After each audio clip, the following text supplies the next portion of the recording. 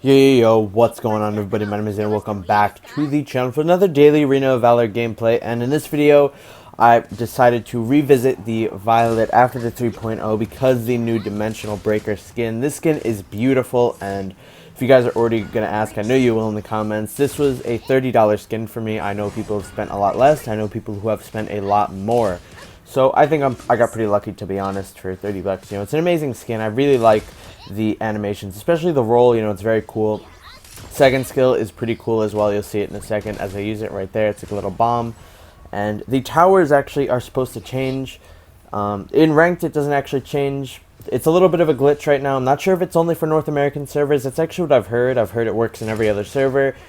But yeah, I don't know. If you're in a different region and it works for ranked, let me know. Because, yeah, again, I don't know if this is a glitch or something's wrong. Is there a setting? I heard there was a setting, but I don't see it. Anyways, let's get right into this gameplay, where we are going to be starting on our blue buff. And we know that the Crickneck started on his blue as well, because we can see on the minimap the blue buff is gone. So we know, just based off that Crickneck will end up on the top side. And you can see Crickneck now coming up to mid lane from the top side of it, and you can see this Fennec all inning on this Elsu trying to get the kill, but unfortunately he doesn't. Now you can see this Crickneck jumping onto me.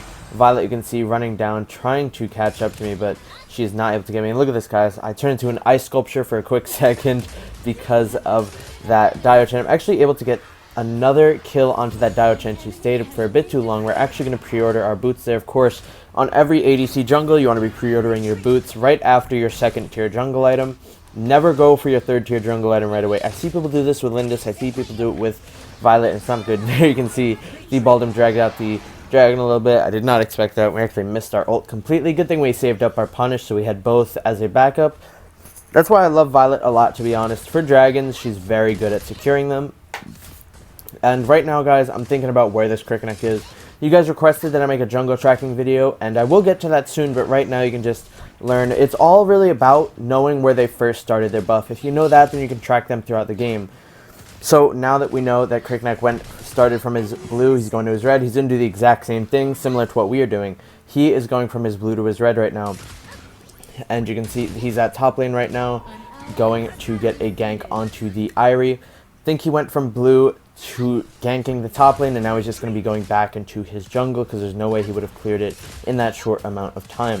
At least here we are again, like I said, just doing the same exact jungle clears. It's very good to know where the enemy jungler is at all times. It will help you out a lot. Here again, you can see this Fennec.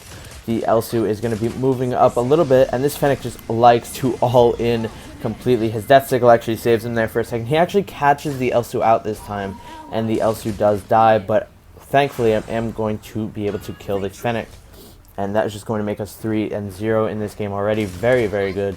Here you can see I see the Annette about to throw my ult onto her, but unfortunately she flickers. Good reaction time by her. She was able to dodge it. I can see the Crickneck is at mid lane. I assume he doesn't have his ult right now, so I'm just going to be super aggressive onto him. And you can see actually dead of his ult, but he was not prepared for a full HP Violet charging at him. That probably scared him off a little bit, and he just flew away. And here you can see we're just going to be going to mid lane, clearing this out. Guys, when you are versus a bad comp for Violet, a bad comp for Violet would be an assassin jungle like Murad or high mobility junglers. I wouldn't really say Crickneck. Maybe Crickneck if he got fed, but since he's not fed in this game, I can be moving around to other lanes. But a lot of the time, I feel like when I'm on Violet, I'm forced to stay around mid lane a lot, because every other lane is very scary to go and to try and gank or to try and leech gold. Here, I see the Arum. This is something I like to do a lot too. Here you can see she ults me, no problem. It's just me and the Irie are going to kill her easy peasy. There we go, get another kill. And that's something I like to do a lot. I like to do half of my jungle clear, then look for a gank opportunity. But thing is, a lot of the times it's actually not too available. Here you can see the Crickneck. He has his blue buff, so I know he's running over to this red side. That leads us right over to here. And just because we had that little piece of information from spanning our map, we are now going to be an extra buff up. That you can see we combo our ultimate with our first skill. That loads a ton of damage onto the buff at one single time, and the Crickneck cannot out damage us or out punish us. That means we're going to get it for free. And now I'm pinging my red buff on the map because I'm worried that the Crickneck can go over there. He was very, very low on HP, so he did decide to back off. I think he was around here though, So yeah, it was a good call for him to back off. He would have died for sure if he stayed around here, tried to snag this buff away from us. And yeah, like I'm saying, just from panning our map at one time, we got a 3 buff lead over this Cricknack. Very, very powerful stuff. And you don't even see me panning my map too much in this game. Excuse me, hiccups. The only time I pan my map is actually when I am usually just checking the jungler, seeing what buffs he has, seeing what HP he's at, seeing if we can invade him, stuff like that. There again, you can see, panning over the map to the Cricknack, seeing he just got his blue buff. We are also doing the exact same thing. It's funny how you can see that we are still always back in our jungle clear at the exact same time. I started blue, the Cricknack started blue, so we're both always back in our original positions. Here you can see the Dio-chan. I saw the Raz on the side, so I figured maybe we can make something happen. He's at very low HP. I'm able to roll and actually get the 50% movement speed because the Cricknack jumped on me as soon as I rolled, so he was very close to me. Here you can see that the Annette is staying around just to clear the wave.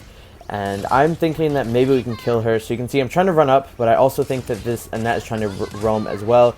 We throw our ult, proc her Death Sickle, and we are actually able to dash in and get the kill. Yet again, very, very nice gameplay. Very nice play by us, I mean.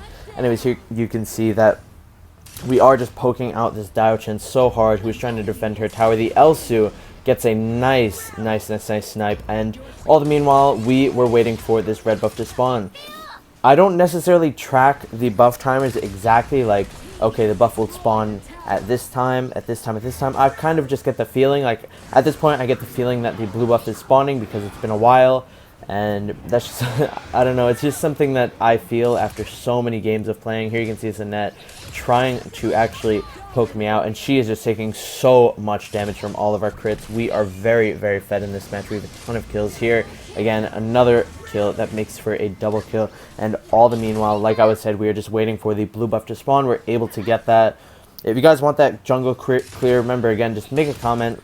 Let me know how badly you guys want it. If it's urgent, like you guys really want to know how to be doing stuff like this, I could teach you guys. It's very, very simple in my opinion, and you guys could start doing it in your next games if you did have the proper tools to learn exactly how to do it. Could really up your game in the jungle. And we can see the Cricknack here uses his ultimate and his dash over the wall. That means he has no mobility. Raz just pushes him into me. We're able to get the kill, and I can see this arm at top lane. She can't do anything. She's only an arm. Gonna run up to her again. Same thing I did at top lane. There's no reason to be scared of her because she has no follow-up, no backup, and I actually click my ult there and it completely misses the arm for some reason. Probably don't click your ult on Violet, if that could be the lesson learned there, because I feel like a lot of times I actually click my ult on Violet. It does that. It just spews off into random directions. I'm not sure why. Maybe it's my fault. Maybe it's the game's. Honestly, couldn't tell you. Here again, just waiting for this red buff to spawn. Going to instantly take that as soon as it spawns. Now we have all 4 buffs on the map controlled. We are going from our jungle to his jungle, from ours to his, and it is just funneling us so hard. Usually you don't want to be invading too much on Violet, but since we got that red buff, since we knew that the Cricknack was low HP ever since that mid fight, then it was just been very easy to always invade the jungle. And like I said, it is a very powerful tool to use. You can see here I'm pinging rally because I knew the Cricknack was in here and that his blue buff was spawning. I actually end up dying.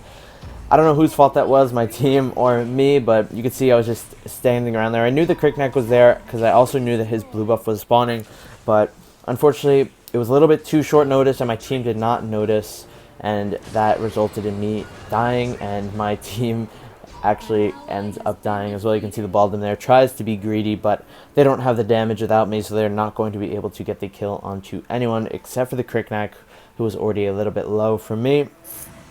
And yeah, honestly, I should have just stayed with my support there. I kind of expected my support to follow up with me, but he probably didn't really know what I was doing. That's honestly why I like playing with supports. I like having supports that are on the same page as me, that I can make plays with, make moves, and it's a lot easier for me. It frees up a lot of my opportunities, in my opinion, because I can do a lot more things if I have a support. I mean, you guys just saw, if I had, you know, like Beginnings or Bay, my usual supports, they would have followed me up, no hesitation, and I would have died there. But yeah, just saying, like, having a support in duo queue is such a powerful tool when you are a jungler.